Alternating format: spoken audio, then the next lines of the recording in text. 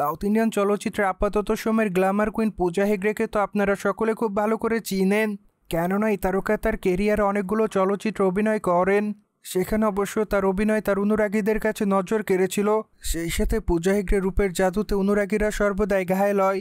ঠিক এই জন্য অবশ্য এই তারকা সর্বদাই দর্শকদের মধ্যে আলোচনায় থাকেন।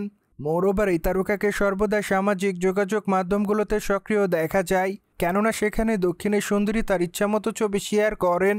সেই ধারাবাহিকতায় সম্প্রতি এই তারকা তার ইনস্টাগ্রাম হ্যান্ডেল অনেকগুলো ছবি শেয়ার করেছেন, কেননা তার প্রকাশ করা ছবিতে দেখা যায় লাল কালারের গাউন পরে ক্যামেরার সামনে ধরা দিতে।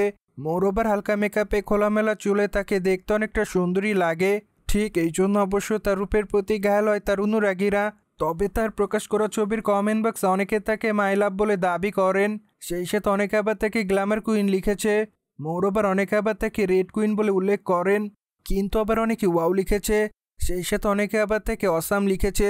তবে আবার অনেকে তার কাছে জানতে চায় এই তারকা কবে বিয়ে করবে, কিন্তু অনেকে আবার দাবি করেন এই তারকাকে আল্লু অর্জুনের সঙ্গে দেখতে চায়, কেননা আল্লু অর্জুনের সঙ্গে তার জুটি অনুরাগীদের কাছে সর্বদাই প্রশংসনীয়। সুতরাং এই জন্য অবশ্য অনুরাগীরা তাদেরকে আবারও একসঙ্গে চলচ্চিত্রের পর্দায় দেখতে চায়।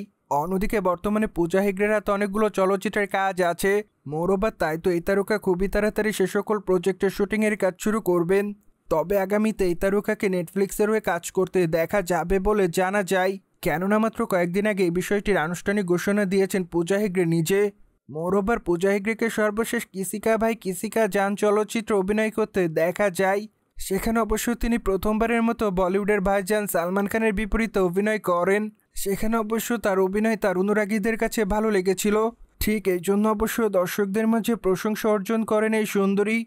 সুতরাং জয়ক জেনে তো নিলেন, লাল কালারের গাউনে আপাতত সময় গ্ল্যামার রূপে ধরা দেয় পূজা হেগড়ে। মোরওভার এই বিষয়টি নিয়ে কোনো মতামত থাকলে অবশ্যই আমাদের কমেন্ট বক্সে জানাতে ভুলবেন না, কিন্তু আমাদের চ্যানেলটিকে সাবস্ক্রাইব করে আমাদের সাথেই থাকুন আপকামিং আপডেট জানার জন্য।